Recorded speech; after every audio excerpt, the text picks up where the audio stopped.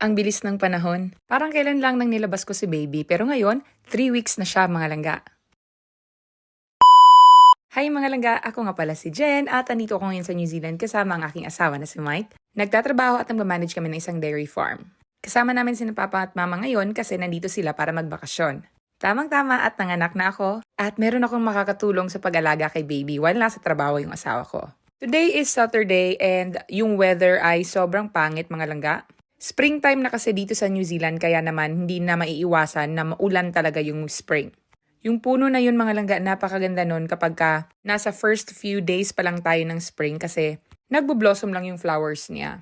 Nakauwi na si Mike galing sa trabaho kaya andito kaming lahat ngayon sa sala nakatambay. Normally nasa kwarto lang ako kasama si baby pero ngayon nandito kami sa sala para naman makapag-explore si baby around sa house. Tulog at kain lang muna kasi si baby dahil newborn pa siya. Alam niyo ba, ang bilis ng paglaki ni baby. Sabi ng midwife namin nung pumunta siya dito para i-check yung weight ni baby nung nakaraang araw, na excellent daw yung growth ni baby. Kasi normally 15 to 25 lang daw yung growth rate every single day. Pero si baby nag-exceed siya kasi nasa mga 68 grams per day yung growth rate niya in the past 4 days. And sobrang healthy daw ni baby. Ako lang talaga yung nagpapaka-stress mga langga.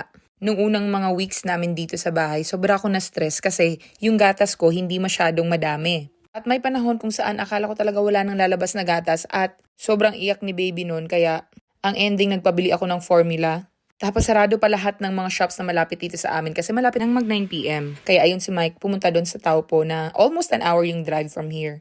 Tapos yung ending hindi ko rin naman nagamit. Anyway, bumili pala kami nitong sleep and stay na bassinet mga langga. Kasi yung bassinet na binigay sa amin, yun bang parang ratan, hindi na kasi magkasya si baby doon. Sobrang tight na niya tingnan, kaya nakakaawa. Kaya bumili na lang kami nito at magagamit pa namin ito kapag uuwi kami ng Pilipinas kasi foldable siya. Hindi na kasi ako bumili ng co-sleeper kasi binigyan nga kami nitong bassinet. At gustong gusto ko yung bassinet na to kasi it reminds me sa Philippines dahil sa klase ng material na ginamit sa pag-build sa kanya. Tsaka yung co-sleeper kasi up until 6 months lang yun magagamit. Kaya ayun, hindi na ako bumili. Pero ang ending, ngayon bumili pa rin ako ng bassinet. Pero at least madadala namin to sa Pilipinas kapag uuwi kami. So ito pala yung itsura niya mga langga.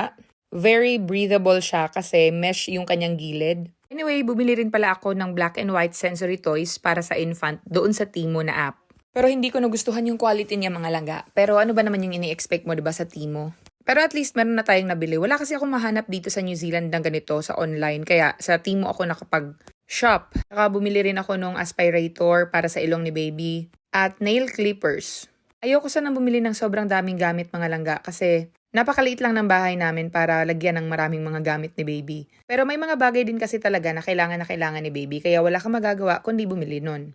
Anyway, sobrang behave ng anak ko ngayon. Alam nyo, napapansin ko na every week meron siyang mga bagong habit na ginagawa. In the first 2 weeks, sobrang behave lang niya. Pero sa kanyang 3rd week, nakapag-develop na siya ng moro-reflex. Kaya naman, mostly awake na siya at night. Kasi nagugulat siya palagi kapag nagmumoro-reflex siya. Kayo ba mga langga, naka-experience din ba kayo ng nagmumoro-reflex yung mga anak ninyo? Dumating na si Mike galing sa work. Ayan, at iiyak na naman yung baby na yan. Pag kinikiss kasi siya ni Mike, parang nakikiliti siya sa bigote ni Mike. Kaya ayun, iyak ng iyak kapag kinikiss ni Mike. Nakakagigil din naman kasi si baby, kaya naman hindi natin masisisi yung daddy. Gusto sana ni na mama at papa na magpa-picture dun sa puno ng kahoy na yon. Kaso nga lang maulan, kaya sabi ko dito na lang muna sa loob ng bahay, background na lang natin yung puno. Alam nyo ba na yung puno na yan ay cherry blossom din siya, kaso puti nga lang. Ang bilis lang maglagas ng mga bulaklak niyan mga langga, kaya ilang weeks lang siguro wala na yan, puro na yan green. Tapos kung picture na sina mama at papa, nag-decide kami ni Mike na pumunta muna sa town para bumili ng mga groceries at iiwan na lang muna namin si baby kina mama at papa. Kasi mabilisan lang din naman yung pag-alis namin. Ito na lang pala yung mga baka na hindi pa nanganganak dito sa farm. Mabibilang na lang sila mga langga. Nung nakabalik na kami galing sa shop, kumain na kami. Hindi ko pala nabanggit na birthday ni Mike ngayon mga langga. Ito lang yung handa namin, meron lang kaming lechon manok na niluto ko. Itong siomai. At meron din kaming dessert na binili namin kanina. Alam niyo mga langga, kami kapag nagbi-birthday kami ni Mike, nung kami pa lang dalawa dito, hindi naman na talaga kami naghahanda. Kasi parehas kaming may trabaho, busy kami, kaya naman kung may time, or kung day off man kami, kumakain na lang kami sa labas or namamasyal. Yan na talaga yung nakasanayan namin kahit na nung nasa Pilipinas pa kami.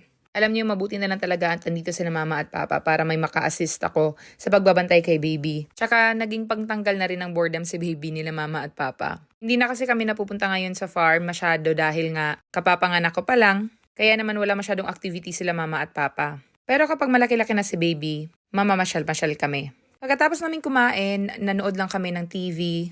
Tapos pinatulog namin si baby. Mabuti na lang at natulog talaga siya mga langga. Hindi ko alam kung hanggang ilang oras lang ito pero normally mga 2 to 3 hours lang siyang tulog. Tapos nagigising na ulit para magdede. Kaya naman ang ending, walang tulog si mami. Ito pala yung isang bassinet na binigay sa amin at ito naman yung binili ko. Mas maganda ito kasi malaki yung space. So anyway, labas muna tayo para kumain ng dessert while si baby ay tulog pa. Para makakain na rin sina mama at papa. Ito yung binili namin mga langga na dessert, yung sticky date pudding, tsaka yung chocolate na Bavarian na cake. Ito yung birthday boy. Yun lang yung handa ni birthday boy. Mamayang gabi pala mga langga, ipapalabas ulit yung interview namin. Ako, tsaka ng dalawa pang babae na nasa abroad din, doon sa Brigada sa GTV. Pero I'm sure na napalabas na siya bago ko ito ma-upload. Pero yung interview na yun mga langga ay noon pang 2021 yata. Nakalimutan ko na exactly. Pero yes, matagal na yun mga langga, pero ni-re-upload lang nila ulit. Maraming salamat nga pala doon sa nag-tag sa akin at sa nag-message sa akin kasi hindi ko yun nakita. Meron lang nag-send sa akin, kaya maraming salamat po.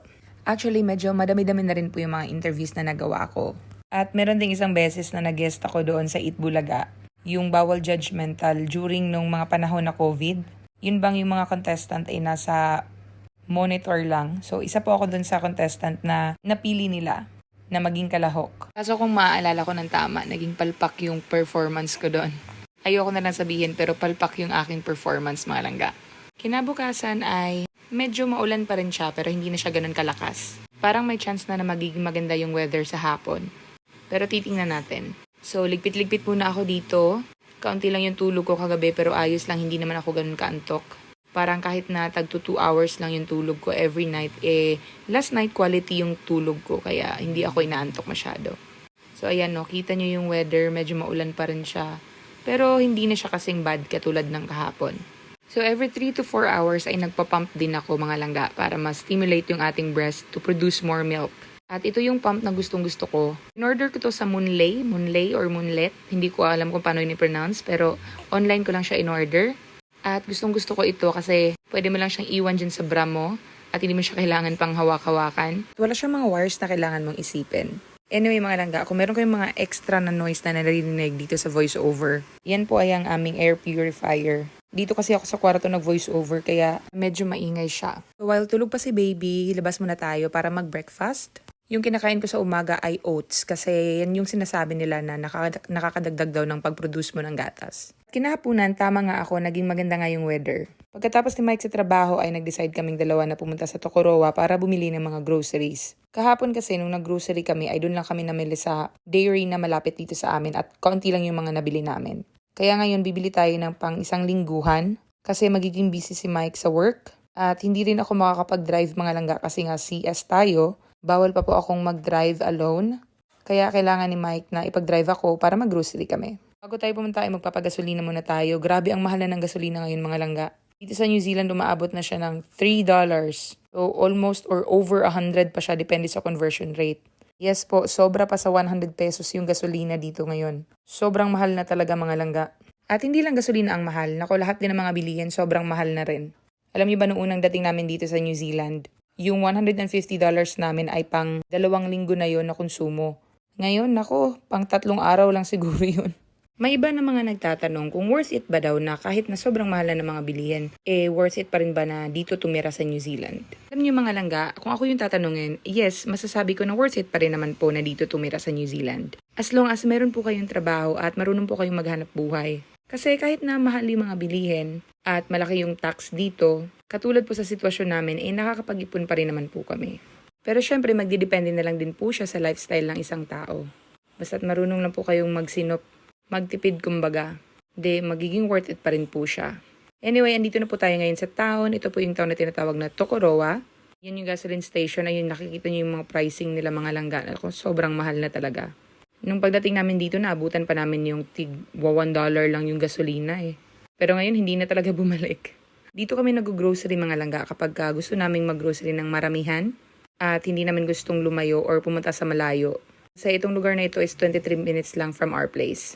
Nagpunta pala kami dito sa Asian store. Sobrang saya ko mga langga kasi meron ako nakita na Nestle cream at yung cheese na Eden. Tagal na kasi ako naghahanap nito dun sa Taupo, dun sa Asian store, yung Filipino store na pinupuntahan namin. Pero sobrang tagal na nilang walang stock. Kaya naman bumili ako ng dalawa. Gagawa ako ng macaroni salad. So, bumili rin ako ng Nestle cream tsaka ng kaong. At pagkatapos namin dito ay pumunta kami doon sa grocery store na tinatawag na New World.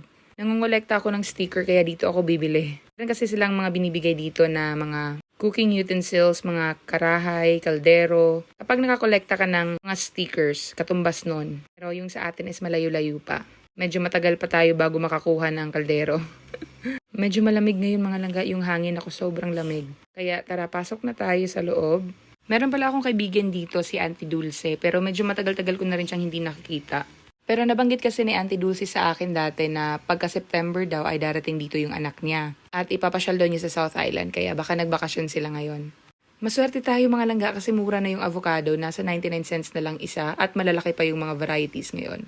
Kaya naman bumili ako ng 6 na piraso. Paborito pa naman ni Mama yung avocado. Kaso green pa siya kaya kailangan pa natin itong pahinugin. Tsaka bumili din ako nitong grapes na green. Tsaka bumili rin ako ng 2 asparagus kasi meron silang pa-promo ngayon. At yung kamatis nila as usual, mahal pa rin yung presyo mga langga. Hindi na yan nagbabago ever since. So $9.99 per kg. Kaya bumibili lang kami ng tigda 2 kasi hindi rin naman kami makamatis na mga tao.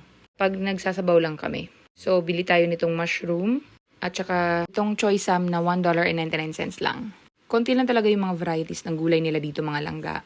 Tsaka pabalik-balik lang siya kaya wala tayong ibang options. Namimiss ko na yung mga gulay natin sa Pilipinas. Yun bang mga malunggay, yung nakukuha mo lang sa gilid-gilid.